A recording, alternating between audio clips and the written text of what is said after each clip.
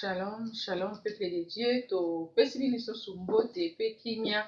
Bisika nyonso bolandaka biso na ba émission na Sentinelle TV 1 et lelo samedi bokolanda biso lisusu na émission o bolandaka biso face à face Maman Benana Proverbe 30-30. Vraiment na remercier bandeko nyonso oyo bolandaka biso pe botunaka ba mituna na bino pe ba remarque bosalaka biso. Nzambe akanisela bino par exemple bandeko mosusu boutaki koloba mpona son na kati na mosala tosalaka bolimbisi mingi parce que tokutanaka na mwa badifficulté mokie côté son technique donc mwa mikakatano me bosupporte biso ka ndenge boza kosupporte biso bongo et puis naza lisusu na mwa mituna oyo bandeko mosusu batunaki tokoluka todécouvrir baréponse na biso à travers motu na nzambe nde tokoyamba ye.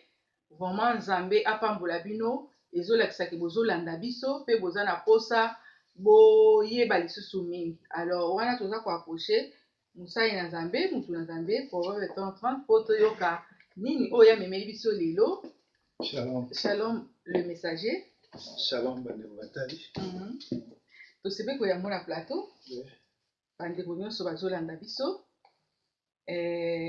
Naotaki mpe koremercier bango ndenge nauti koloba awa na kosepela nano na mwa préoccupation oyo bandeko baza kotuna mituna na bango toyoka biyano epa na yo ava tobanda na ye te soza na mo ya koloba mpona pepe oyo bazolanda biso soki mpe nga na ye mpona bango mituna yo mtotuna nga na répondre. Ok,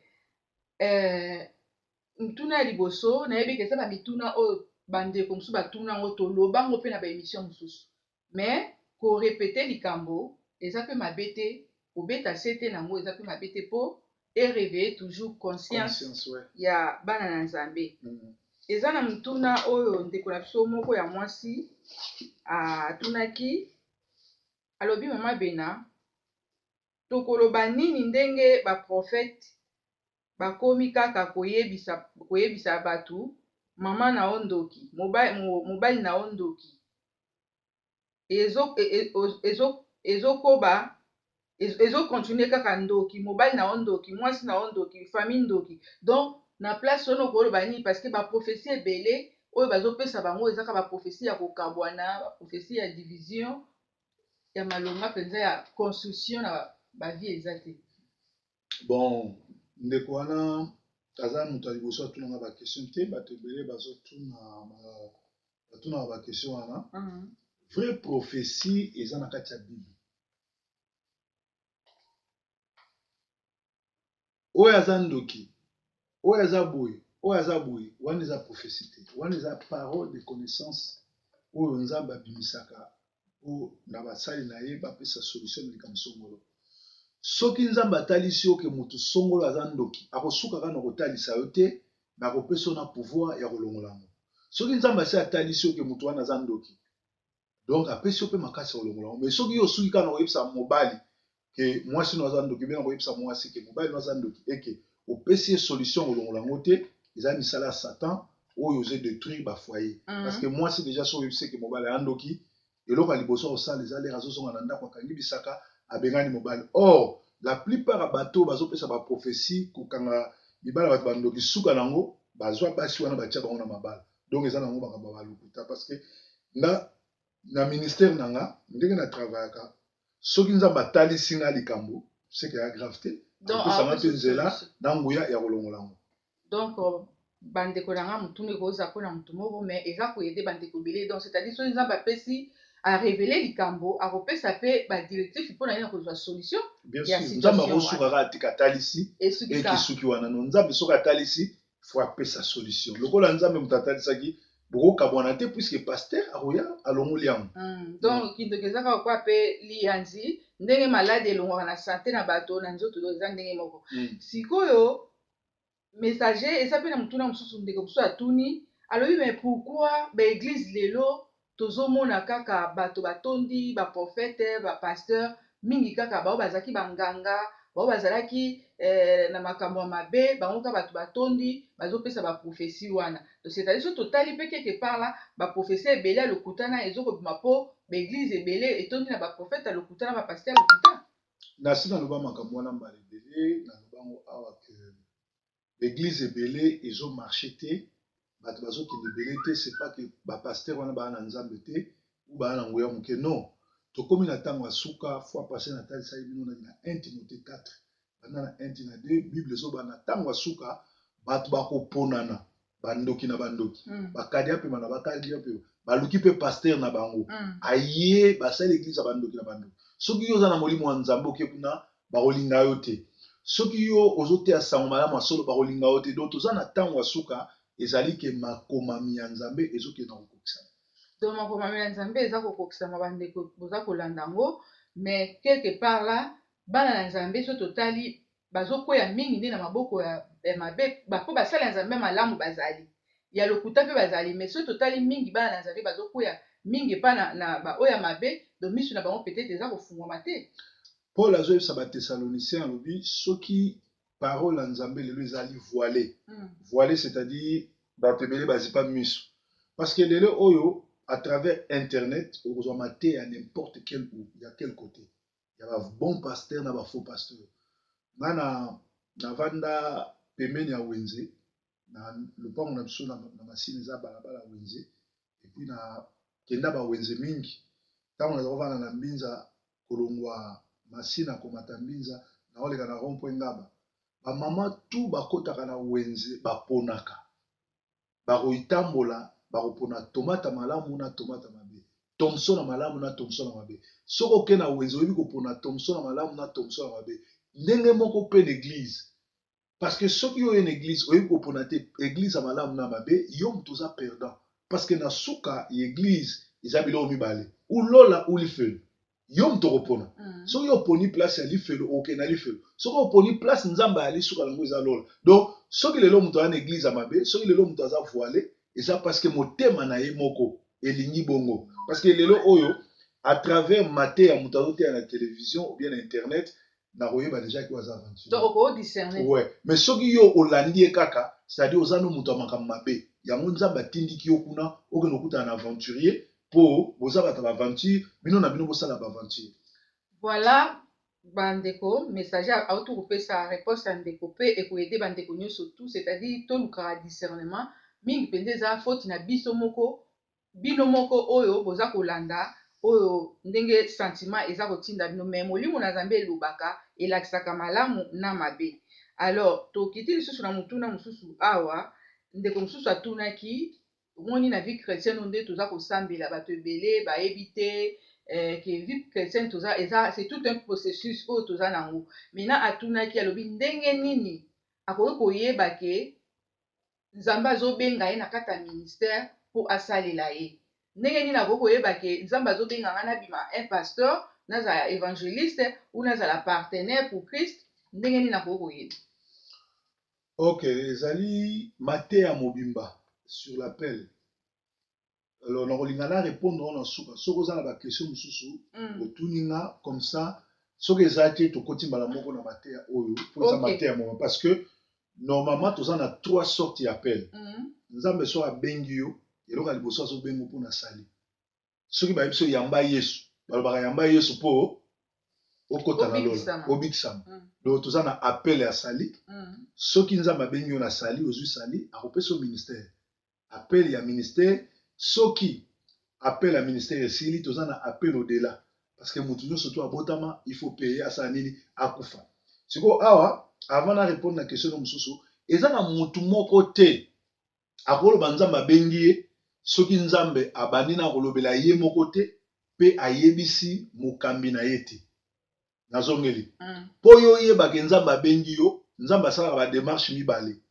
Première démarche akoyebisa yo moko, mais sikoyo bato ebele tellement baza na entendement spirituel te moya comprendre appel ya nkolo te, nzambe akoleka à travers bapasteur to bakambi na yo mpo bayebisa yo. Alors awa eza très nazobenda bato matoyi, soki osambelaka epa na nga na la moisson mondiale église onga nazokamba yo nzambe aza na posa osalela nga akoyebisa nga. So na vrai pasteur osalela nzambe na se na asalela nzambe na se et puis nzambe abengaka mutu azosalela nzambe deja na se ya makolo ya mutu songolo ou soki ozosalela nzambe na se ya mutu songolo te nzambe akotindika yo okende na se ya makolo ya mutu moko po encadre yo nzambe akobenga kaka te mbala moko abengi yo mbala moko okoti na ministère ube mbala moko boye place wana nde etie désordre ebele bato ebele nzambe abengi bien sûr nzambe abengi ye mais azeli te koyoka nzambe abengeli ye place nini parce que nzambe akobenga yo bato ebele bazokanisaki kosalela nzambe eza kaka kokoma motei ndenge omoni le tobandaka na internet awa bato baza kofinga lelo motu tu alingaki na internet meme ayebi oteya te meme ayebi kosambela nde te ake na internet nzambe moto atindi te alandi loyengi mais eza na bato oyo bayoka mongungu wa nzambe nzambe atinda bango alors soki nzambe abengi yo soki nzambe aza na posa na yo akobanda koyebisa motu alors ekokamwisanga lelo na omona neti yo osambelaka epa paster moko songolo nga na ye oye na convention na nga nakomi koyebisa nzambe azobenga okoma paster bima na église wana amoi ke ngai nazala paster sataniste nzambe akoyebisa bima na église wana mpo motu wana nayebi ye te mais soki yo ozosalela nzambe na église oyo nga naza paster ya solo nzambe abenganga nzambe fo abanda koyebisa nga epuis akoyebisa yo moko apres nga na ye koyebisa yo mpe bato mosusu bakoyebisa so makambo wana elo mpe na ngai natuna ona nsima po tocontinue ndenge olobi olingi olobela biso sur appel motuna mosusu ezali ke eza na bandeko nalandaki ndenge abengi na telefone azotuna voilà messager yango nde natire question moko na partie ya dialogue bande kosola na ndeko wana alobi pourquoi omoni oza déjà pasteur monene oza koteya bato ebele baza kolanda o mais pourquoi ondimi lisusu kokende kosala bacours ya théologie alors nayebi te eza mpe moko na motuna oza deja na oyo nzambe abengi yo mais lelo tozomona ozokende kosala théologie nini okoki koyebisa ndeko wana pete bandeko mosusu mpe bakoza mpe na motuna wana mpo ngai nayebi ke bible ezola biso koma na intelligence na biso esengeli to ajouter connaissance à la fois ajoutons la connaissance en fait ngai nake kosala ya théologie parce que naza déjà en esprit théologie eza trop dangereux soki oza na esprit te soki oza na pele te théologie eformaka bapasteur te nzambe soki abengi yo akotinda yo ozala guide ozwa formation ozala équipe mpona mosala na ye par exemple na théologie oyo nakei nazosala théologie en mission biso tu touti poto touti afrique toye na poto toza na mission or baeglise ebele ezali en mission te mais ezali esika ya escroquerie esika ya baventure olie ezala en mission eza na mission te alors na théologie oyo nake koyekola lelo na deuxième année prochaine aussi ça nakozala baccalauréat ezali et bachelier en théologie eza lokola licencié en théologie na aussi ça année prochaine alors na mboka oyo soki oza na diplôme wana bakopesa yo misala parce que mosala ya christianisme eza mosala ya kovanda na église te jésus azali na église te jésus azali kokende ville en ville korésoudre baproblème ya bato mission jésus azalaki na église te yango lelo soki moto alobi yo église no wapi oza na église wapi azali moto ayebi masolo te eza mabe te kozala na église mais jésus n'était pas assis jésus partait de ville en ville un missionnaire toyoka bamissionnaire bauta angleterre baya na congo koplante baéglise koplante bahôpitaux baécole ndenge bamissionnaire bayaka na afrique biso mpe toye mission awa ezotinda nga te kaka natelema liboso ya bacongolais mission awa ezotinda nga te natelemaka liboso ya bato ya mangala mission awa ezotinda nga natelema liboso ya baanglais allemand basuisse banini nateya bango sango malamu e nakende epa bato baza na baproblème bato baza na need na résoudre baproblème na bango neti awa toza na banani baclochard toza na bato bazanga baplace ya kolala sans domicile fixe bato wana c'est l'église qui doit s'en charger à eux parce que lelo oyo soki otuni bapaster ebele soki otuni eloba Nazareth manifesto elakisi nini ayebi yango te or na Luc 4 16 à 18 bible ezoba l'esprit du Seigneur est sur moi parce qu'il m'a oint pour amener une année nouvelle pour annoncer une année nouvelle pour délivrer les captifs c'est ça théologie ezotindika yo kolakisa yo ndenge nini okotravaille na mission mpo nga nazosala théologie ya mission naosala théologie te nakoyekola bonzambe me nakoyekola ndenge nini kotravaille sur le terrain ndenge nini mindele balongwaka bakotravaille na afrique ndenge nini tokocrée bacentre ndenge nini tokosunga bato ndenge toza na poto awa mission na biso bapaster ezali koyede bato baza na baséjour te bato mosusu baza na baséjour te bazangi place ya kolala bazangi place ya kolia bazangi mai bazangi biloko mali bana basi boni bakokota mabala mpo aza na mutu ya kosoutenir ye te or soki paster ayebi Nazareth manifesto omona nga na yeda bato me bato bayaka kosambela na nga te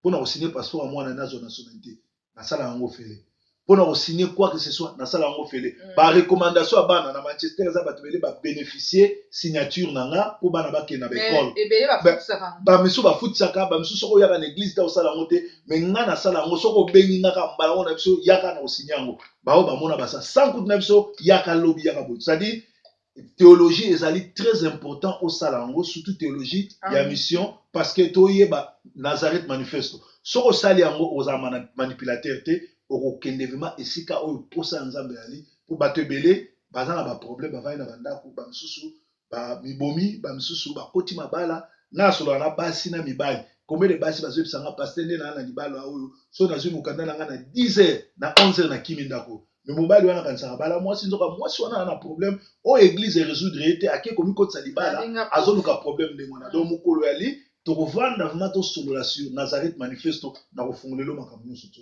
ok voilà bandeko na ngai à la prochaine tokodéveloppe yango eza vraiment eza mpenza eloko ya motuya to comprendre yango mission surtout biso tolongwe na mboka na biso toye mpe na mboka mipaya toza na diaspora mission nini oyo tokoki kosala tolongwe nango mpe tomemi yango mpe su na mboka na biso donc tokodéveloppe yango po bato ebele bazosouffrir bato ebele makambo ebele mais lelo tozomona mingi bapaster kaka boya botonda na église problème na o situation na ozanga place ya kolala aza kuna te neti bapaster mosusu oyebi bango bamboka oyo bazwazwa bandako mwasi aza na ndako mbali aza na ndako mais bazwa bandimi batie na ndako peut-être ya mwasi mais bandimi wana bazofuta paster na place wana tomona soki paster soki déjà yo oya mondimi ofutelaka ndako ya paster moko c'est-à-dire yo ozofavoriser le mal et paster wana okota lola te parce que même paster mosusu oyo aza na bandako mibale moko atia locataire ye aye kovanda na ndako ya mwasi na ye bazosumuka contre mboka eyambi bango te mais bazosumuka contre nzambe na likolo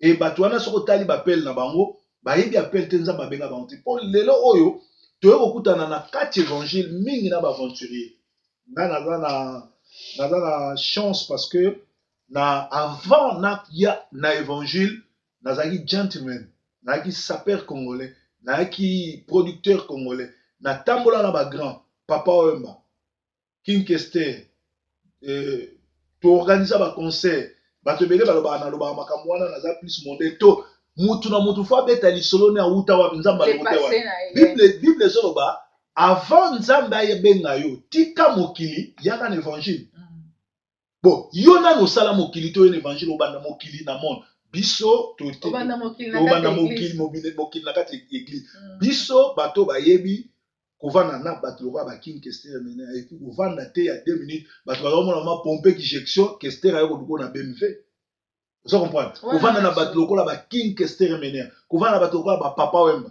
kovanda na bato lokola batiti Levalois badidi Kinwani ezalaki donné à n'importe qui te nazala pe président ya Tambour Levalois président d'honneur ya Victor Eleison président d'honneur ya Wenge El Paris naza le seul garçon auta chango ake diriger Wenge na bandal tango Wenge ya El Paris Marie Paul akufita azali c'est-à-dire kovanda na bato wana nyonso tout et permettre inga natekela bana Mobutu bilamba et permettre inga bayambanga na ndako ya Kongulu Mobutu moko mususu tokenda ngana Marie Paul moko mususu nakenda nga moko koteka bilamba moko mususu nakenda na makambo mususu c'est-à-dire okomo kokutana na bana bakonzi kaka pona position na yo ya homme culturel alors tango nzamba abengi yo oye oza déjà formé nayaki yuma te tango nga na ye na kati église makambo tu bapaster bazoloba oyo aza na baavion oyo awuta poto naza koloba ngo lokuta naza komona ngo ekosalama te parce que lenga nauti na mokili na ye na évangile naye koremarke ke makambo oyo biso toza koboya na mokili toyokuta ngo na église paster azogriffe alati mpe bien te ana kara bien te mazokosa bino aza déjà na 5 millions azokosa bino aza na avion na tarmac et pourtant azala na poto nayebi ke avion avion na tarmac eza facilité parce que voiture na yo soki eza na taxe te okogara yango te na balabala bakotombola yango babiloko wana nde tozoexplike bato ke paster akosi alobi parce que tozali totimbi alors ntango oye na évangile eloko ya liboso nzambe soki abengi yo nzambe akosala ke akoya koutilize yo akolobela yo awa tozokende kotala appel ya mutu moko parce que tozobela appel toza na trois sortes appel appel à ministère ebandaka na appel au sali nzambe azobenga biso leto te atobi yamba yesu tu seras sauvé crois au Seigneur Jésus-Christ tu seras sauvé toi et ta famille soki oye na évangile oyambi déjà yesu nsima appel à ministère eyi nzambe Jésus azoba mettez-moi à part Paul et Barnabas pour l'œuvre que je les ai donné. Nzambe muta koloba la pasteur na yo. Nzambe ne muta koloba mokambi na yo. Longolanga Paul et Barnabas tia bango quelque part. Mais c'est que koyeba na appel, na ministère, na appel au sali est plus important que ministère. Na rosula yo des pasteurs. Judas azali grand pasteur, apôtre avant na Jésus. Jésus a bengi na ministère. Mais Judas va passer appel au salité. A sauver âme na été. Mais kende na croix ya Jésus. Ateki Jésus pe ake komi diembika. Kende na croix ya Jésus. Muyibi bazaki deux ba miyibi moko na gauche moko na droite. Muyibi bazaki na droite. Alala veillete. Akenda l'église te. Mais à reconnaître que aza muto masumu, à reconnaître Yesu nzambe. Ayebisi moninga ne tika kofinga oyo po oyo aza nzambe yo nanga tozo mériter musala oyo abaluki epa nzambe ayebisi Yesu alobi yo za nzambe kanisa ngai na bokonzi na yo Yesu ayebisi kaka lelo nga na yo toza na paradis tala mutu oyo azui ministère te akenda église te alala na veillé te mais aye na dernière minute 5 minutes avant kufa arraché paradis donc eza na appel eza na mutu mususu akoza na église ya munene ba mama olangi ba walesa ba kutino bato wana nyonso ba mutombo ba mukuna bana ba église minene mais baza na salite baza lokola ba Judas batambolaki na Yesu bavanda na Yesu mais baokenda lifelo mais tokei na 1 roi totala awa na 1 Samuel plutôt 1 Samuel 3 totala appel ya mutu moko o ndenge nzambe abenga pour ça la première partie la deuxième partie parce que ça enseignement mon munene na lingi vraiment nous surtout à profiter nango même facilité ba suite nango parce que ba te belé ba yé évangile lokola kaka na vélo na autoroute na kiyangi kaka baza na pelte tozala na 1 Samuel 3 tozala na premier verset balobi les jeunes Samuel étaient au service de l'Éternel devant Élie jeune Samuel azaini na service éternel devant nani devant Élie si vous avez yo comme pasteur, comme apôtre, archibishop, ozo salela nzambe devant nani. Obanda wapi. Ozoma, obanda wapi. Nda par exemple, zana 6 ana ko expliquer parce que nzamba kamebele funa lo balelo nzamba tchenga na motema. La parole de l'Éternel était rare en ce temps-là. Les visions n'étaient pas fréquentes. En ce même temps, Élie qui commençait à avoir les yeux troubles ne pouvait plus voir ne pouvait plus voir et ne pouvait plus voir, était couché à sa place. La lampe de Dieu n'était pas encore éteinte. Samuel était couché dans le temple de l'Éternel où était l'arche de Dieu. Alors l'Éternel appela Samuel, il répondit, me voici. Et il courut vers Élie. Ah, basol bani. Seigneur azobenganan. Samuel. Samuel azokene pas nan. Na makolo ya Élie. Po azoka vo nan. Azoka vo ya Élie. Parce que ceux qui to lali no chambre moko bien ndako moko l'église. L'église les a bolali batebele. Yo loki oyoki mutu azobenga yo yepa na ngaso ko yimungo na. Nzambe po abenga yo ako utiliser mongongo ya guide spirituel parce que père spirituel a raté. Guide spirituel. Mutu azo guider spirituellement. Père spirituel azaka moko nzambe. Alors, donc on les appelle bato baloboko père spirituel non. Azali guide spirituel. Ezo comme c'est mukete. Azali guide azo guider spirituel même. Mais mutu aza père na yo na molimo eza nzambe. Okay. Parce que soki totali lelo tozwa lokola bapasteur lokola bapère ya réveil, tozwa bato lokola basoni kafuta, tozwa bato lokola Léopold Mutombo, bakutino yebisanga bapère ya père na bango eza bangai. Soki tokepo nga na wuti pa Soni Kafuta, ye moko aza na confusion des fois azobenga Mouzen Kelena, Mouzen Kenda ou Ben Shaddai. Comment yo mutu moko oza na deux pères spirituels ou bien deux guides? C'est-à-dire aza na confusion. Donc ba jeune wana no surtout bazali na ba père spirituel te mais bazali na ba guide. Bato wana no surtout Nzambe abengaki bango, après ba kepa ba guide na bango. Donc Nzambe soka bengi yo akoleka na mongongo ya guide spirituel na yo. Eli Nzambe ana posa na ye, mais Nzambe azobenga Samuel na voix ya Eli. Abengi ye 3 fois. Zela na sisa awa parce que tozoke nango pour to perdre ninte. Tozoke nango awa. Alors Samuel était couché dans sa place. Il répondit, me voici. Il courut vers Eli. Et Eli répondit, je n'ai point appelé, retourne te coucher. Je n'ai point appelé. L'Éternel appela de nouveau Samuel, et Samuel se leva, alla vers Eli et dit, me voici, car tu m'as appelé. Eli répondit, je n'ai point appelé, mon fils, retourne te coucher. Samuel ne connaissait pas encore l'Éternel, et la parole de l'Éternel ne lui avait pas encore été révélée. L'Éternel appela pour la 3e fois, et Samuel se leva, alla vers Eli, me voici, car tu m'as appelé. Eli répondit, reconnut, et Élie reconnut que c'est Dieu qui l'appelait. Il lui dit, cette fois-ci, s'il t'appelle, dis, me voici. C'est-à-dire, Eli mutu azopesa Samuel mot de passe.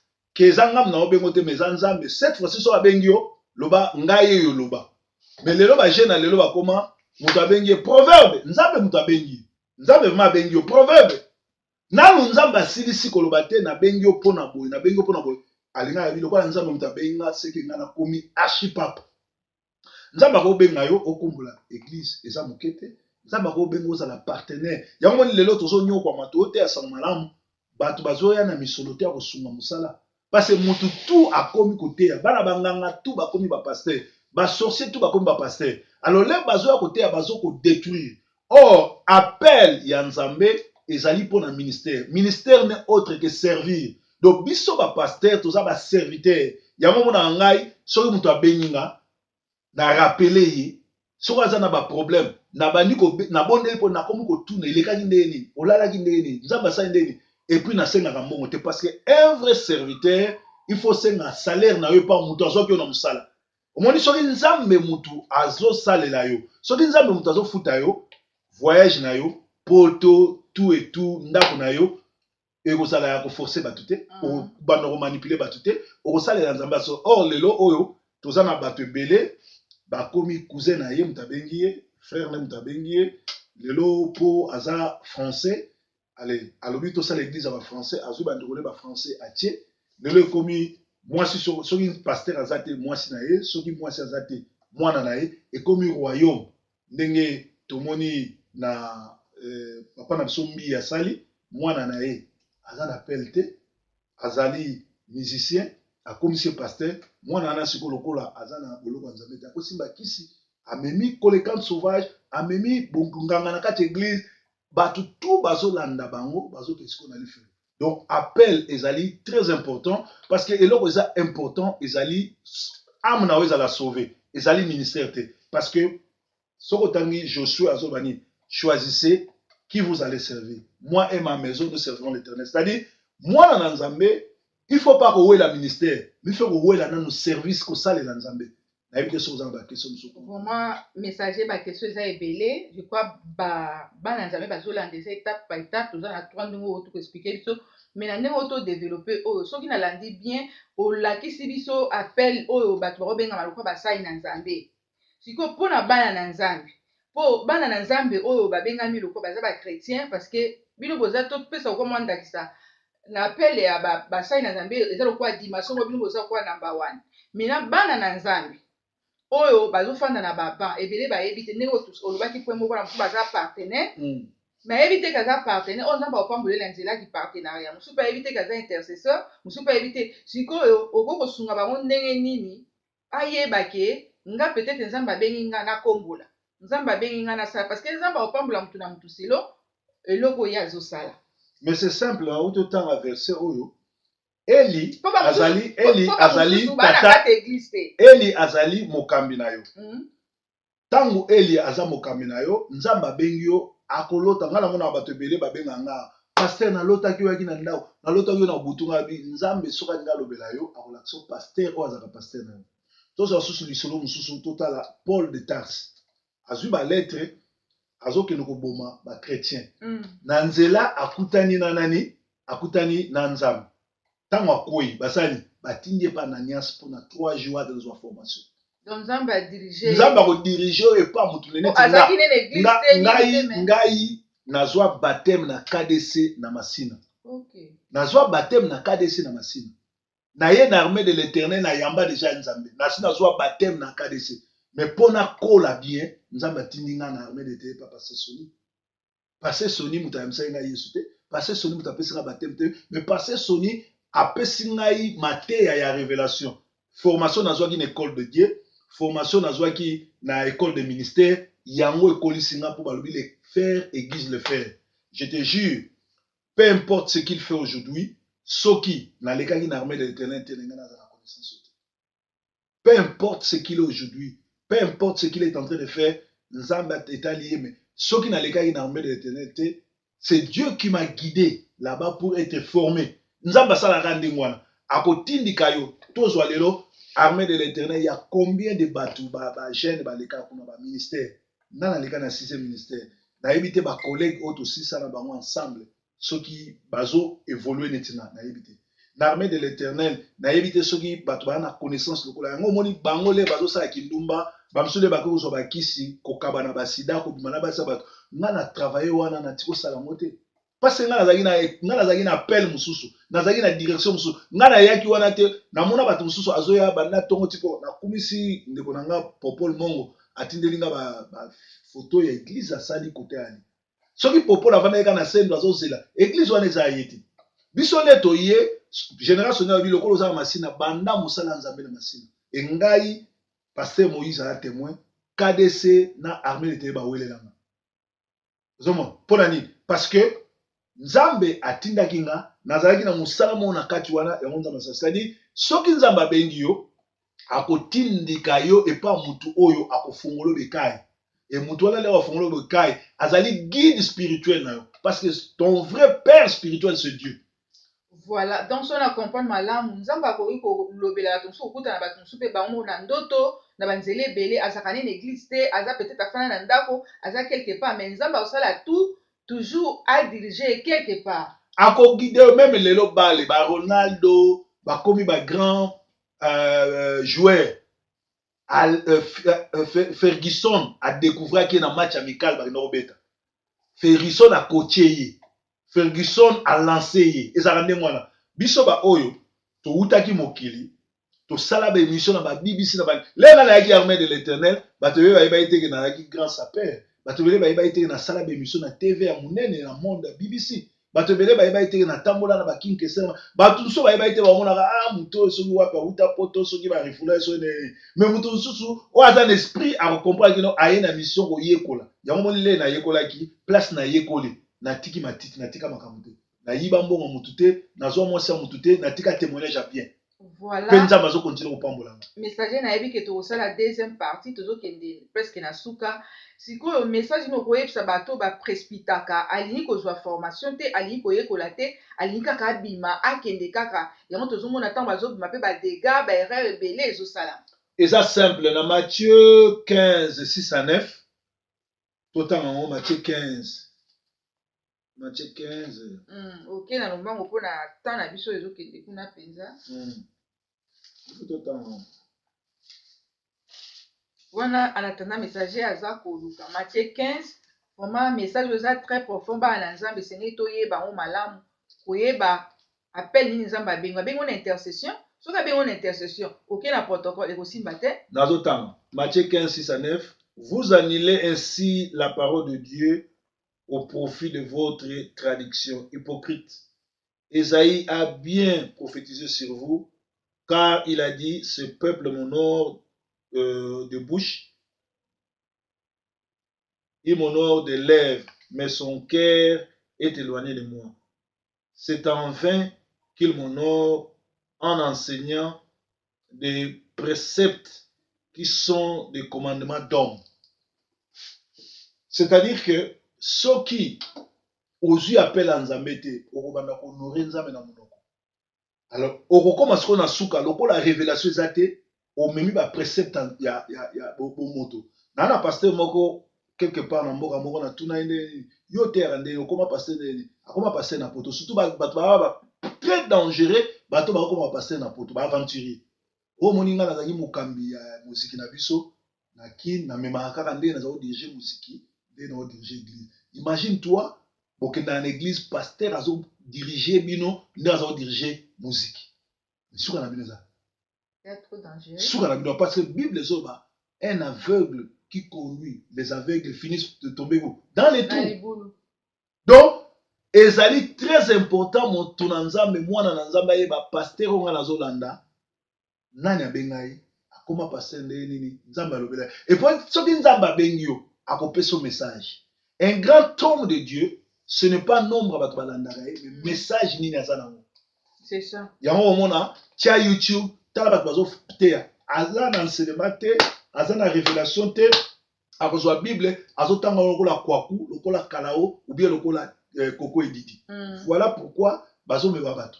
Voilà pourquoi bamabala ezokufa. Voilà pourquoi bakomi kosokola basi na ba vin na kati église. Voilà pourquoi bandoki basali église à bandoki. Voilà pourquoi muto azokende église azobongwa mate, parce que soki fondement eza mabe, prémisse pe eza mabe. Donc eloko soki na nga kotunu yango wana mpona message omwe muto alobi nzambe abengi nga, mais nzambe ntango abengi yo il faut otuna nzambe, nzambe message nini opesi nga. Par exemple neti otuna nzambe te, nzambe soki abengi yo akoyebisa eloko nini alingi. Eloko nini osala. Ntango abengi Samuel ayebisi makambo nini alingi. Ntango abengi Paul ayebisi mokambi na bango abi tianga Paul na Barnabas apart mpona mosala na bengi bango. Ntango abengi Saul ayebisi ye kende koteya bapagano. Donc mutu na mutu ana message nzambe apesa ye. Soki okutani na mutu na nzambe tuna ye message nakutani na mutu na nzambe mo awa natuni ye vision oza nango abinga vision na ye te koya. Proverbe olibisaka moke sikoyo neti yo mpe toyebi ke yo ozali na ministère évangéliste. Yango wana sikoyo na ministère no mpo bato ebele babi yo atakaka kaka ozalaka na mwa kotia mai na nini te. Donc évangéliste faut kotake na patake. Mais un évangéliste mosala nini? Un évangéliste aza moto ayo oyebiso soki otiki masumu to okufa. Un évangéliste asaka na te.